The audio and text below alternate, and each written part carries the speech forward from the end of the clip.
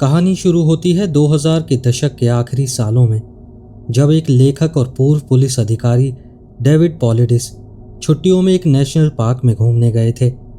Park का नाम आधिकारिक तौर पर नहीं बताया गया, लेकिन लोग मानते हैं कि वो योसेमाइट नेशनल पार्क था।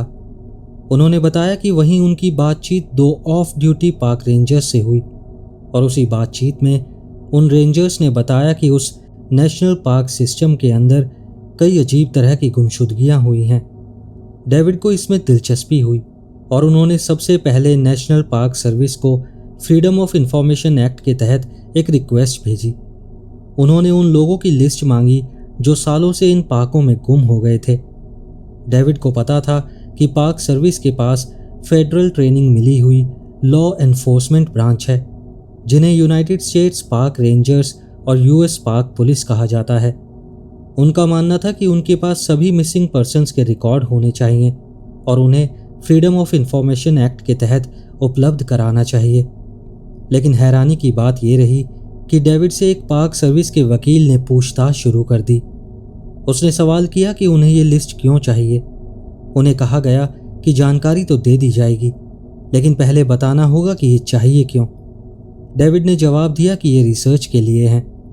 कई बार आगे पीछे बातचीत हुई और आखिरकार उन्हें जवाब मिला कि ऐसे कोई रिकॉर्ड्स मौजूद ही नहीं हैं। डेविड ने पूछा कि अगर वो एक कॉम्प्रिहेंसिव लिस्ट मांगे तो उसकी क्या कीमत होगी, तो उन्हें बताया गया कि सिर्फ योसेमाइट की लिस्ट के लिए लगभग $34,000 लगेंगे और पूरे नेशनल पार्क सिस्टम की लिस्ट के लिए $1.4 मिलियन लगेंगे। डेविड को ये बात बहुत संदिग्ध लगी। उन्हें शक हुआ कि नेशनल पार्क सिस्टम जानबूझकर सहयोग नहीं कर रहा और शायद कुछ आंकड़े छुपाना चाहता है, क्योंकि हो सकता है ये जानकारी पब्लिक में आने से उनके बिजनेस पर असर पड़ता। हालांकि कुछ लोग ये भी कहते हैं कि उस समय शायद सेंट्रलाइज सिस्टम मौजूद ही नहीं था, इसलिए हर पार्क की पुरानी फाइलें मैन्युअली खोजनी पड़ती और शायद इसी वजह से इतना महंगा बताया गया। लेकिन आजकल हालात बदल चुके हैं।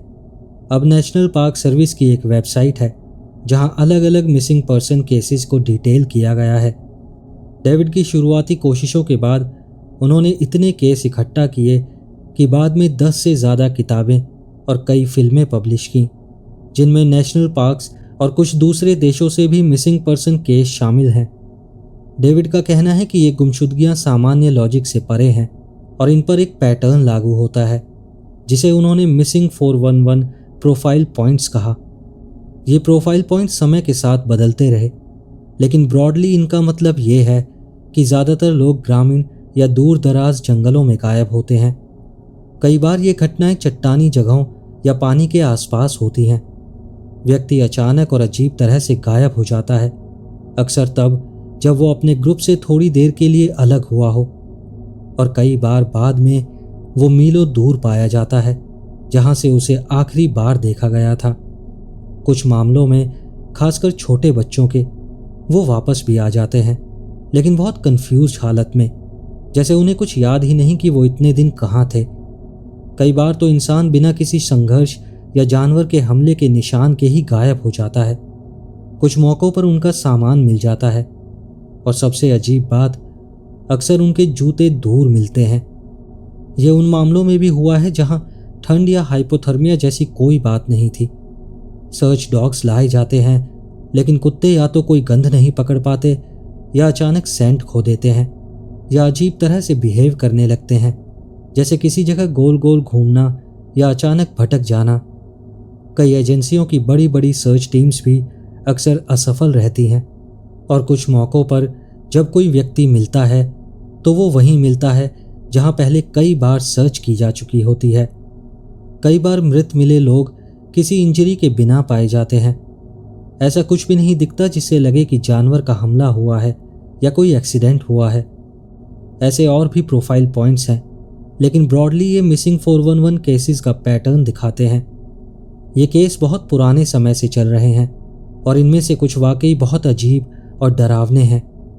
इसी को समझाने के लिए चलिए लौटते हैं साल 1868 में नॉर्थ मिशिगन की तरफ। उस समय एक 3 साल की छोटी बच्ची थी, कैटी फ्लिन। वो अपने पिता के लंबर कैंप में खेल रही थी। उम्र कम होने और चलने फिरने की क्षमता सीमित होने के बावजूद उसे एक खेल बहुत पसंद था। वो लकड़ी के छोटे कार्ट में बैठती, जिसे घोड़े हल्की ढलान पर नीचे तक खींच ले जाते। नीचे पहुंचकर वो पैदल ऊपर चढ़ती और फिर से वही सफर दोहराती। उस दिन उसके पिता हेनरी फ्लिन उसे खेलते हुए देख रहे थे, लेकिन अचानक उन्होंने नोटिस किया कि एक ट्रिप में वो घोड़ों के साथ नहीं थी। चौंक कर उन्होंने इधर उधर ढूंढना शुरू किया और बार बार उसका नाम पुकारा, लेकिन कोई जवाब नहीं मिला। किस्मत से उसी समय आसपास कुछ शिकारी मौजूद थे। शोर सुनकर उन्होंने हेनरी से पूछा कि क्या हुआ, और फिर खोज में मदद करने लग गए। अब ये पूरा ग्रुप अलग अलग दिशाओं में जंगल में फैल गया। बहुत देर बाद उन्हें घनी झाड़ियों से एक बच्ची की रोने की आवाज़ आई। वो आवाज़ मीलों दूर से आ रही थी, उसी जगह से जहाँ से उन्होंने सर्च शुरू की थी। जैसे ही वो उस आवाज़ की ओर बढ़े, ग्रुप के एक आदमी ने एक झलक देखी, एक बड़े से जीव की झलक। पहली नज़र में उसे लगा कि वो भालू है। वो प्राणी तेजी से भागा, नदी पार की और जंगल में गायब हो गया। आवाज़ की ओर पहुंचने पर उन्होंने कैटी को जिंदा और सुरक्षित पाया, हालांकि वो काफ़ी डरी हुई थी। उसने बताया कि वो घोड़ों के साथ ढलान पर नीचे पहुंची थी। तभी एक बड़ा सा कुत्ता उसके पास आया। उसने उसे अपनी बाहों में उठा लिया और अपने साथ ले गया। उसके फादर ने नोटिस किया कि उस बच्ची की टोपी गायब थी। जब उससे पूछा गया तो उसने कहा कि मिस्टर वुल्फ ने खा ली। उसने अपने पिता को यह भी बताया कि उस वुल्फ ने उसे बेरीज खिलाई और उसे गर्म रखा। लेकिन सोचने वाली बात यह है, भालू या भेड़िया किसी इंसान को बेरीज कैसे खिला सकता है? और ध्यान देने वाली बात यह भी है कि यह अपनी तरह की अकेली घटना नहीं थी। कैटी वाली घटना के 24 साल बाद साल 1892 में बिल्कुल मिलती जुलती एक और घटना घटी, फिर से नॉर्दर्न मिशिगन में। इसके बारे में एक आर्टिकल है हैरिसनबर्ग रॉकिंगम रजिस्टर में। उसमें लिखा है कि एक और छोटी बच्ची 3 साल की, जिसका नाम फ्लेमिंग था, अपने माता पिता के साथ मिशिगन में रहती थी। एक दिन वो घर से बाहर निकल गई और उसके माता पिता को इसका पता ही नहीं चला। जब वो बाहर आए तो उन्होंने फुटप्रिंट्स देखे, लेकिन अचानक वो पैरों के निशान भालू के पैरों के निशानों में बदल गए। उन्होंने उन निशानों को ट्रैक किया घर से दूर लगभग 200 गज तक, और फिर वो निशान जंगल के अंदर चले गए। माता पिता के लिए ये सब बहुत डरावना था। पिता और पड़ोसियों ने मिलकर एक ग्रुप बनाया ताकि लड़की को ढूंढा जा सके। उन्होंने रात तक खोज की, लेकिन अंधेरा होने पर रुकना पड़ा। सुबह का इंतजार करना पड़ा। लेकिन बिल्कुल कैटी वाली घटना की तरह उन्होंने रोने की आवाज़ें सुनी। इस बार वो आवाज़ एक दलदली जगह से आ रही थी। वो सब उस आवाज़ की तरफ भागे और तभी उन्होंने एक जोरदार छपाक की आवाज़ सुनी और फिर देखा बच्ची एक लकड़ी के लट्ठे पर खड़ी थी जो तालाब के ऊपर तैर रहा था। किसी भी बड़े ने किसी और को नहीं देखा, लेकिन फ्लेमिंग ने कहा कि भालू अभी अभी पानी में कूदा और तैर कर चला गया। फ्लेमिंग सुरक्षित थी। उसने कहा कि भालू ने उसका ध्यान रखा। 63 साल बाद साल 1955 में फिर से ऐसा ही कुछ हुआ। इस बार एक और छोटी लड़की के साथ हुआ, ईडा मे कर्टिस। ईडा सिर्फ 2 साल की थी। उसके पिता लंबर कैंप में काम करते थे। परिवार वहीं पास में एक टेंट लगाकर रह रहा था। एक रात ईडा के 2 बड़े भाई बहन भागते हुए अपनी माँ के पास आए। उन्होंने कहा कि उन्होंने एक बड़ा सा जीव टेंट में घुसते देखा है। वो बात सुनकर माँ वापस दौड़ी और उन्होंने भी उसकी एक झलक देखी। एक बहुत बड़ा प्राणी जिसने ईडा को अपने हाथों में उठाया हुआ था और वो झाड़ियों में भाग गया। ध्यान देने वाली बात यह है कि मिसेस कर्टिस ने कभी असल में भालू देखा ही नहीं था, तो वो पक्के तौर पर नहीं कह सकती थी कि वो भालू ही था। लेकिन उनकी गवाही के बाद लोगों ने मान लिया कि वो भालू ही होगा। बहुत बड़ा सर्च ग्रुप जंगल में गया, लेकिन उस रात ईडा नहीं मिली। वहां के शेरिफ रे फॉरेस्ट ने अपनी शंका जताई। उन्होंने कहा कि यह काम भालू का हो ही नहीं सकता। उनका कहना था कि अगर वो भालू होता तो ज़्यादा से ज़्यादा वो बच्ची को डराता, जिससे वो भागकर जंगल में चली जाती। शेरिफ रे फॉरेस्ट का ये तर्क बहुत मददगार साबित हुआ। खैर, अगले दिन ईडा मिल गई, कैंप से लगभग 300 गज दूर। खोजकर्ताओं ने उसकी रोने की आवाज़ सुनी और वो वहां पहुंचे। वो एक छोटे से गड्ढे में बैठी थी, लेकिन बिना किसी चोट के। असल में किसी ने उस प्राणी को साफ साफ देखा ही नहीं था, सिवाय मिसिस कर्टिस और उनके बच्चों के, और बच्चों ने भी कभी असल में भालू देखा ही नहीं था। अब आते हैं एक हाल ही के केस पर। यह मामला है कैसी हैथरवे का। 22 जनवरी 2019 को 3 साल का कैसी अपनी दादी के बैकयार्ड में खेल रहा था। उसके साथ 2 और बच्चे थे, उससे थोड़े बड़े। दोपहर 1:45 पर सबको घर के अंदर बुलाया गया। सब अंदर आ गए, लेकिन कैसी नहीं आया। जब पता चला तो परिवार ने तुरंत तलाश शुरू की। घर और आसपास के जंगलों में लगभग 45 मिनट तक खोजा, लेकिन उसका कोई निशान नहीं मिला। फिर अधिकारियों को बुलाया गया। वहां की शेरिफ चिप ह्यूजेस ने तुरंत एक सर्च टीम तैनात कर दी। शाम तक 100 से भी ज़्यादा लोग खोज में शामिल हो गए, यहाँ तक कि FBI भी जुड़ गई। रात में तापमान गिरकर -4 डिग्री सेल्सियस हो गया। भारी बारिश और तेज़ हवाएं भी चल रही थीं। इसका मतलब था कि बच्चे को हाइपोथर्मिया हो सकता था, क्योंकि उसने सिर्फ एक पतली नीली जैकेट, एक पतलून और जूते पहने हुए थे। और सिर्फ इसीलिए उस सर्च को और बड़ा किया गया। 600 से भी ज़्यादा लोग, यहाँ तक कि मरीन कॉर्प्स के लोग भी जंगल में आ गए। थर्मल इमेजिंग एयरक्राफ्ट और प्रोफेशनल डॉग टीमें भी भेजी गईं, लेकिन ना तो उसकी झलक मिली और ना ही कोई सेंट। अधिकारियों ने शक करना शुरू किया कि इसमें कोई फाउल प्ले हो सकता है, लेकिन कोई सबूत नहीं था। 24 जनवरी को भी तेज बारिश और हवाएं जारी रहीं। तभी जंगल से रोने की आवाज़ सुनी गई और कैसी मिल गया, अपनी दादी के घर से लगभग 1/4 मील दूर। वो कांटों में फंसा हुआ था, भीगा हुआ था, ठंड से कांप रहा था, लेकिन बात कर पा रहा था। लेकिन अजीब बात यह थी कि उसे वहां तक पहुंचने के लिए कमर भर गहरे पानी से गुजरना पड़ता, जो खुद कैसी से भी ऊंचा था। शेरिफ चिप ने साफ कहा कि कैसी अकेला वहां तक पहुंच ही नहीं सकता था, किसी ने उसे वहां संभाल कर रखा होगा। अस्पताल में कैसी ने बताया उसने जंगल में 2 दिन अपने दोस्त के साथ बिताए, और वो दोस्त था एक भालू। खोजकर्ताओं को भालू का कोई सबूत नहीं मिला। कैसी के शरीर से भी ऐसा नहीं लगा कि वो 2 दिन किसी भालू के साथ रहा है। भालू विशेषज्ञ क्रिस सुरहेन, उन्होंने भी इस संभावना को नकार दिया। उनका कहना था कि जंगली भालू किसी इंसान को बचाकर नहीं रखते। उन्होंने कहा कि शायद ये कैसी की कल्पना थी, हो सकता है उसकी कल्पना उसके टेडी बियर से प्रेरित हो। लेकिन दिलचस्प बात यह रही कि खोजी कुत्ते कभी भी कैसी की गंध नहीं पकड़ पाए। भालुओं के बारे में अब काफ़ी बातें हो गईं। अब एक और अजीब केस की तरफ आते हैं। ये केस है लिलियन कार्नी का। वो 6 साल की थी। वो अपने माता पिता के साथ मेडार्डिस मेन में थी और जंगलों के पास ब्लूबेरी तोड़ रही थी। वो जगह कैनेडियन बॉर्डर से लगभग 15 मील पश्चिम में है। वो नेशनल पार्क तो नहीं है, लेकिन बहुत ही रिमोट और जंगलों से भरी जगह है। जैसा कि मैंने बताया, लिलियन ब्लूबेरी तोड़ रही थी और किसी तरह उसके माता पिता का ध्यान उससे हट गया और वो गायब हो गई। वो दिन के लगभग दोपहर 12 बजे की बात थी। पहले तो माता पिता घबराए नहीं, उन्हें लगा कि वो आसपास ही होगी, लेकिन जल्दी ही उन्हें समझ आ गया कि वो सचमुच गायब हो गई है। उनकी शुरुआती खोज किसी नतीजे पर नहीं पहुंची, तो उनमें से एक दौड़कर मदद मांगने गया और दूसरा वहीं रहकर तलाश करता रहा। ऑफिशियल सर्च बहुत जल्दी शुरू हो गई और अगली सुबह तक करीब 200 वॉलंटियर्स उस इलाके में पहुंच चुके थे। दलदली जंगल के इलाकों की पूरी तरह तलाशी ली गई, लेकिन शुरुआत में लिलियन का कोई पता नहीं चला।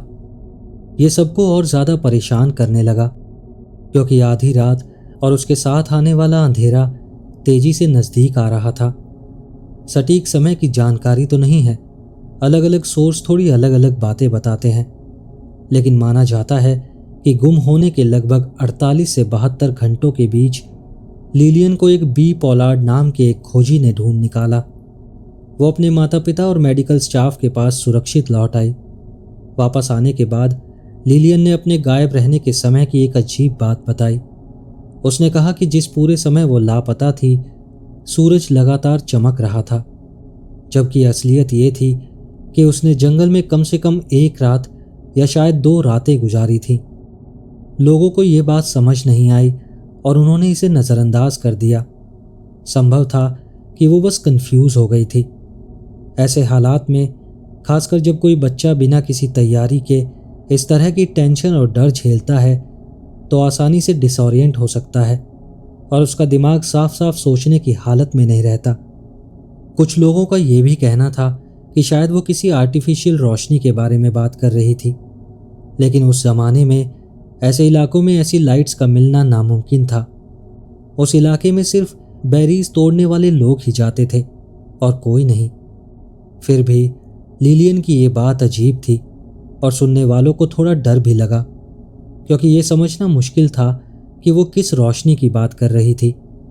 खैर, डरावनी बातों की बात हो रही है तो अब अगली घटना पर आते हैं।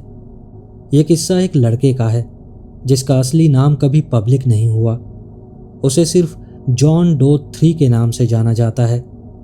यह घटना सितंबर 2011 में हुई थी। जॉन अपने परिवार के साथ फाउलर्स कैंपग्राउंड में घूमने आया था, जो लॉर्ड रिवर के पास माउंट चेस्टर की तलहटी में है।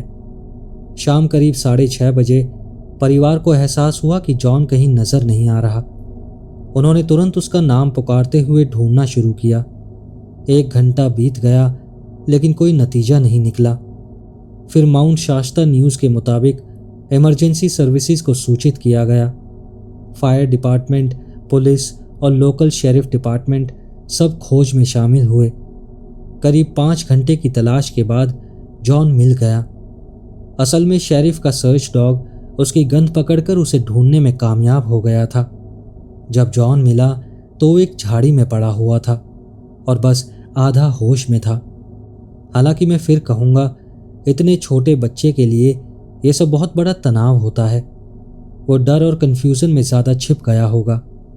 अच्छी बात यह थी कि उसे कोई शारीरिक चोट नहीं लगी थी, लेकिन घटना के लगभग 1 हफ्ते बाद उसने अपनी दादी कैथी को एक अजीब बात बताई।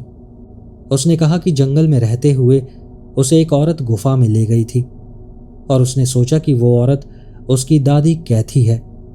उसने कहा कि गुफा बिल्कुल अंधेरी थी और उस औरत के चेहरे पर एक चमकदार रोशनी थी। गुफा के अंदर उसने मकड़ियाँ, जाले, बोरियां और ऐसी ही कई चीज़ें पड़ी देखी। उसने ये भी कहा कि वहाँ और भी लोग थे जिनकी कैथी जैसी ही शक्ल थी, लेकिन वो सब बिल्कुल स्थिर खड़े थे, न हिलते थे न बोलते थे। बाद में कैथी को खुद का एक पुराना अजीब अनुभव याद आया।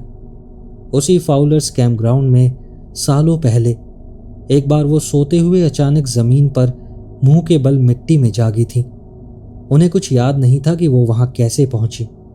उनकी गर्दन पर एक छोटा सा काटने या चुभने जैसा निशान भी था। उन्होंने सोचा कि शायद किसी कीड़े ने काट लिया होगा और उसी से कोई हेल्थ इशू हुआ होगा, लेकिन जॉन की बातें सुनने के बाद उन्होंने सोचना शुरू किया कि शायद ये मामला कुछ और ही था। यहाँ ये नोट करना ज़रूरी है कि 2011 में जब ये गुमशुदगी हुई थी तो उसकी शुरुआती रिपोर्टिंग मौजूद है, लेकिन कैथी और गुफा की स्टोरी कहाँ से आई, इसका कोई साफ सबूत नहीं है। कुछ लोग कहते हैं कि कैथी ने सीधे डेविड को ये बातें बताई थी, लेकिन ये पक्का कहना मुश्किल है। संभव है कि कहानी लोगों के बीच घूमते घूमते और भी अजीब बन गई होगी। फिर भी सच ये है कि इन गुमशुदगियों में से कई तो शुरुआत से ही बहुत अजीब होती हैं। जैसे कई बार छोटे बच्चों को भालू ले गया जैसी कहानियां सुनने में आती हैं। एक और मामला था गाया पोप का मामला, जो यूके में हुआ था। गाया 19 साल की थी जब वो 7 नवंबर 2017 को स्वेनेज डॉर्सेट से गुम हो गई। उसे आखिरी बार उसी दिन दोपहर 3:45 पर देखा गया था। उसकी तलाश में एक बहुत बड़ा सर्च ऑपरेशन चला। Police, professional rescue teams, helicopters, dogs और सैकड़ों वॉलंटियर्स तक शामिल हुए, लेकिन किसी को बिल्कुल भी अंदाज़ा नहीं था कि उसके साथ क्या हुआ। पुलिस भी पूरी तरह से हैरान थी। करीब एक हफ्ते बाद 13 तारीख को पुलिस ने एक 19 साल के लड़के और एक 71 साल की औरत को गिरफ्तार किया जो गाया को जानते थे, लेकिन बाद में उन्हें छोड़ दिया गया क्योंकि उनके खिलाफ कोई सबूत ही नहीं मिला। बहुत से लोगों को लगा कि पुलिस ने गाया की गुमशुदगी में जिन लोगों को गिरफ्तार किया था वो उनकी बेताबी का नतीजा था, क्योंकि उनके पास कोई ठोस जवाब नहीं थे और मामला पब्लिक अटेंशन में बहुत बड़ा बन चुका था। एक सीसीटीवी फुटेज में गाया को भागते हुए देखा गया था। फुटेज देखकर ऐसा लग रहा था जैसे गाया किसी से भाग रही थी, लेकिन उसके पीछे कोई नहीं था। शहर और तटीय इलाकों को शुरू से ही बार बार सर्च किया जा चुका था। स्वेनेज के आसपास जगह जगह लोग उसे ढूंढ रहे थे। 16 तारीख को गाया के कपड़े, जिनमें उसके जूते भी थे, तटीय रास्ते पर डांसिंग लैच इलाके में मिले। ये वही जगह थी जिसे प्रोफेशनल टीम्स पहले कई बार खंगाल चुकी थी। सर्च डॉग्स की टीमें तुरंत वहां लाई गईं, लेकिन उन्हें कुछ और नहीं मिला, यहां तक कि कोई गंध की ट्रेल भी नहीं। गाया की कज़न मारियाना ने कहा, पुलिस बड़े बड़े दावे कर रही थी। वो कह रहे थे कि उनके पास डॉग्स हैं, हेलीकॉप्टर्स हैं, थर्मल इमेजिंग टेक्नोलॉजी है जो इतनी सेंसिटिव है कि मरने के 48 घंटे बाद भी किसी इंसान का सिग्नल पकड़ सकती हैं। एक ऑफिसर ने तो मुझसे कहा कि अगर वो यहाँ होती तो हम उसे ढूंढ ही लेते। पुलिस की बात पर यकीन करना समझ आता है, क्योंकि कपड़े मौजूद होने के बावजूद सर्च डॉग्स, जिन्हें पुलिस 400 साल से भी ज़्यादा वक्त से ऐसे कामों के लिए यूज़ कर रही थी, वो भी उसकी गंध पकड़ने में नाकाम रहे। 2 दिन बाद 18 तारीख को एक चट्टान के पास गाया का शव मिला, उसके कपड़ों से ज़्यादा दूर नहीं, यानी वही इलाका जिसे पहले भी कई बार खोजा जा चुका था। फरवरी 2018 में हुई जांच में पाया गया कि उसके शरीर पर किसी तरह की चोट नहीं थी। शुरुआत में डॉक्टर रसल मौत की वजह तय नहीं कर पाए। बाद में उन्होंने कहा कि शायद उसकी मौत हाइपोथर्मिया से हुई थी। ये अपने आप में अजीब था, क्योंकि आमतौर पर कॉरोनर्स बहुत सटीक रिपोर्ट देते हैं, लेकिन यहाँ ऐसा लगा कि वो 100% पक्का नहीं थे और बस हाइपोथर्मिया सबसे संभावित वजह बता रहे थे। भले ही ये सच हो सकता है, लेकिन जिस तरह वो ऐसे इलाके में मिली जहाँ बार बार खोजबीन की गई थी, वो स्थिति को और रहस्यमय बना देती है। स्पष्ट कर दूं, किसी तरह की आपराधिक गतिविधि का कोई सबूत नहीं मिला। फिर भी परिवार और बाकी लोग ये सवाल उठाते रहे कि गाया और उसके कपड़े पहले क्यों नहीं मिले, जबकि थर्मल कैमरे और सर्च डॉग्स का इस्तेमाल किया जा रहा था। किसी ने कहा कि ये पैराडॉक्सिकल अनड्रेसिंग हो सकता है, तो किसी ने तीसरे पक्ष की भागीदारी का शक जताया, लेकिन उसके लिए कोई सबूत नहीं था। पुलिस को केस हैंडल करने के लिए भारी आलोचना झेलनी पड़ी। हालांकि सच कहूं तो शायद वो और कर भी क्या सकते थे। आखिर में ये मामला अधूरा रह गया। बहुतों ने सोचा कि शायद गाया उस इलाके में पूरी रात थी ही नहीं, बल्कि उसे कहीं और ले जाकर मारा गया और बाद में वहां रखा गया। लेकिन ये कैसे मुमकिन हो सकता था? वो पूरा इलाका लोगों से भरा हुआ था जो उसकी तलाशी कर रहे थे। मेरे लिए ये अब तक की सबसे रहस्यमय गुमशुदगियों में से एक है। एक और केस है डेविड हॉर्स और फ्रेडरिक कार्डेस्ची की गुमशुदगी का। वो दोनों एक्सपीरियंस्ड बुशमैन और करीबी दोस्त थे। फोर्ट सिम्पसन्स कनाडा के रहने वाले थे। जून 2005 में दोनों अपने टाउन से 70 मील दूर नॉर्थ नहानी रिवर के पास एक कैबिन से गायब हो गए। वो जगह नहानी नेशनल पार्क रिजर्व के अंदर है। कैबिन के मालिक ने उन्हें आखिरी बार 12 जून को देखा था। 16 जून तक दोनों गायब हो गए थे। उनका कैबिन लॉक था और उनका शिकार का सामान अंदर ही पड़ा था। 18 जून को रॉयल कैनेडियन माउंटेड पुलिस यानी RCMP उसने सर्च शुरू की, लेकिन सिर्फ 5 दिन बाद ही उन्होंने सर्च बंद कर दी। इसके बाद परिवार और वॉलंटियर्स अकेले तलाश करते रहे। 27 जून को डेविड का शव कैबिन से 2.5 मील दूर घनी झाड़ियों में मिला। उसके हाथों और बाहों पर जलने जैसे निशान थे। कारण बताया गया हाइपोथर्मिया। 10 दिन बाद 7 जुलाई को फ्रेडरिक का शव नदी में तैरता हुआ मिला। उसकी मौत डूबने से हुई मानी गई। दोनों उन्हीं जगहों पर मिले जो पहले ही कई बार सर्च की जा चुकी थी। इससे सवाल उठा कि क्या वो पहले से वहीं थे या बाद में वहां लाए गए थे। हालांकि फ्रेडरिक के बारे में कहा गया कि शायद उसे नदी की धारा बहा कर ले आई। आरसीएमपी ने फाउल प्ले को खारिज कर दिया। उन्होंने कहा कि उनके शरीर पर संघर्ष के कोई निशान नहीं थे, लेकिन बाद में परिवार ने ऐसे डिटेल्स सामने रखे जिन्हें शुरुआती रिपोर्ट में नज़रअंदाज कर दिया गया था।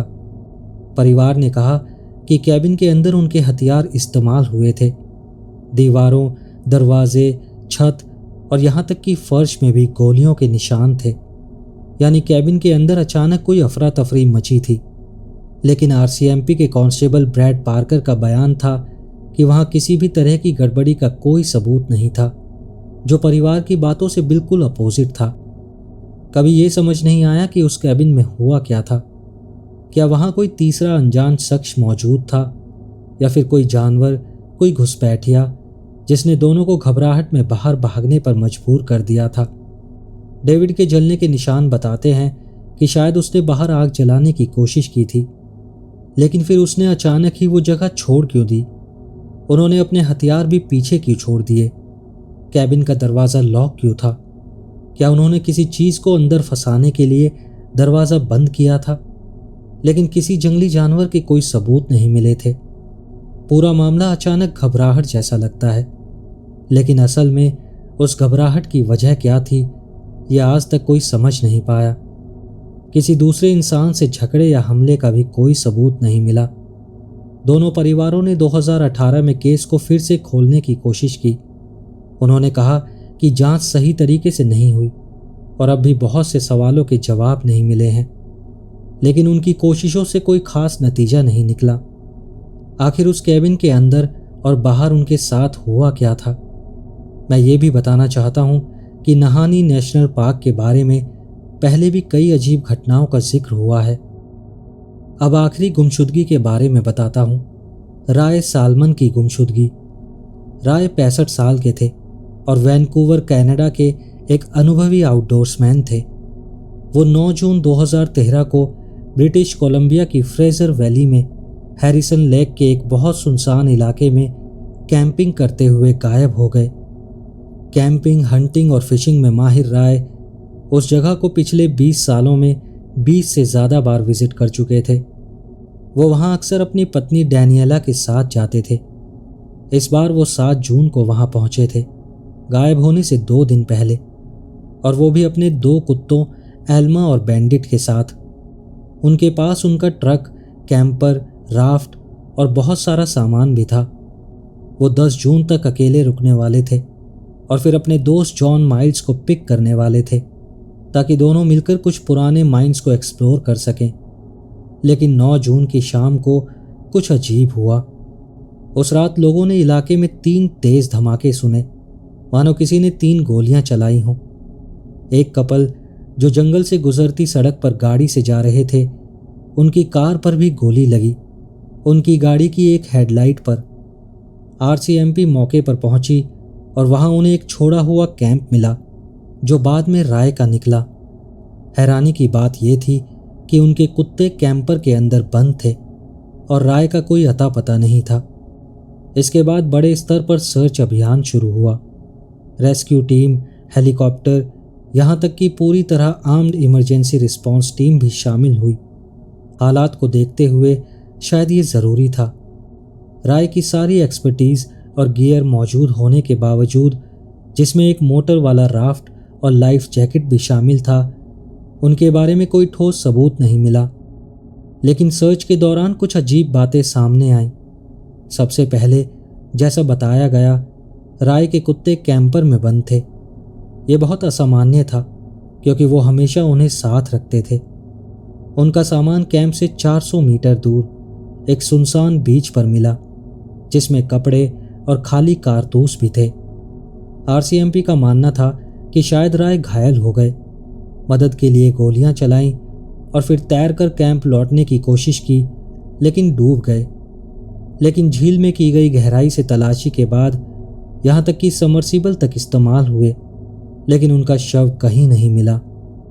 उनकी पत्नी और परिवार ने इस नतीजे पर सवाल उठाए। उनका कहना था कि राय हमेशा पूरी तैयारी से जाते थे, और अगर नाव कैंप पर ही थी तो फिर वो डूबे कैसे। और भी हैरानी की बात यह थी कि राय हमेशा अपने साथ सुरक्षा के लिए हथियार रखते थे। वो हथियार मिला, लेकिन कैंप या बीच पर नहीं, बल्कि पहाड़ पर एक मैदानी जगह में, जहां तक पहुंचने के लिए लंबा सफर तय करना पड़ता। यह बताता है कि शायद राय किसी घबराहट की हालत में थे और जगह बदल रहे थे। फिर भी आरसीएमपी पानी से जुड़े हादसे वाली थ्योरी पर अड़ी रही। लेकिन यह बहुत अजीब लगता है, क्योंकि राय बहुत अनुभवी और सावधान इंसान थे। लेकिन उन्होंने कुत्तों को कैंपर में क्यों बंद किया? उनके परिवार का कहना है कि वो ऐसा सिर्फ तभी करते जब उन्हें उनकी सुरक्षा करनी होती। लेकिन किससे? वो खतरा कौन था? और इस पूरे वक्त में राय या उनका सामान पहाड़ की उस मैदानी जगह पर कैसे पहुंचा? कुछ लोगों का मानना है कि कार की हेडलाइट पर गोली चलाना इस पूरे केस की सबसे अहम कड़ी हो सकता है। अगर गोली राय नहीं चलाई थी तो वो किसी लाइट को खतरे की तरह क्यों देख रहे थे? शायद उन्होंने पहले भी कोई रोशनी देखी थी जिसने उन्हें डराया था, और उन्होंने कुत्तों को बचाने के लिए अंदर बंद कर दिया। बाद में जब उन्होंने दूर से कार की लाइट देखी तो शायद उन्हें वही खतरा लगा जो पहले दिखा था। एक जिम्मेदार शिकारी ऐसे ही किसी वाहन पर गोली नहीं चलाता जब तक उसे सच्चे खतरे का एहसास ना हुआ हो। तो फिर वो खतरा क्या था? कोई और इंसान, या लोगों का कोई ग्रुप जो फ्लैशलाइट के साथ वहां घूम रहा था? राय के भाई बॉब ने कहा कि वो और उनका दोस्त ऑटो पहले भी उसी जंगल में कुछ अजीब लोगों से टकरा चुके थे। उन्होंने सोचा कि शायद इस बार भी वही हुआ होगा, लेकिन पुलिस ने नतीजा निकाला कि किसी तरह की आपराधिक साजिश या तीसरे पक्ष की भागीदारी के सबूत नहीं है। फिर भी जब आप इस केस की सारी बातों को जोड़ते हैं तो सब कुछ बहुत उलझा और असामान्य लगता है। इस वीडियो में मैंने आपको बस थोड़े से अजीब केसेस बताए हैं। ऐसे ही और भी केसेस हैं जिन्हें मैं आने वाली मिसिंग 411 की वीडियोस में कवर करूंगा। तो आज की ये वीडियो यहीं ख़त्म करता हूं। आप लोग ज़रूर बताइएगा कि मैं आगे ऐसी और वीडियोस बनाऊं या नहीं। मुझे उम्मीद है कि आपको ये वाला वीडियो दिलचस्प लगा होगा, और अगर आपको ये वीडियो अच्छी लगी है तो इस वीडियो को लाइक ज़रूर करना और अपने कीमती हाई पॉइंट्स भी ज़रूर देना। अगर चैनल सब्सक्राइब नहीं किया है तो चैनल भी सब्सक्राइब कर लेना, और अगर आप इस चैनल को सपोर्ट करना चाहते हैं तो आप इस चैनल के मेंबर भी बन सकते हैं। मिलते हैं अगली वीडियो में ऐसी ही और कहानियों के साथ। नमस्कार।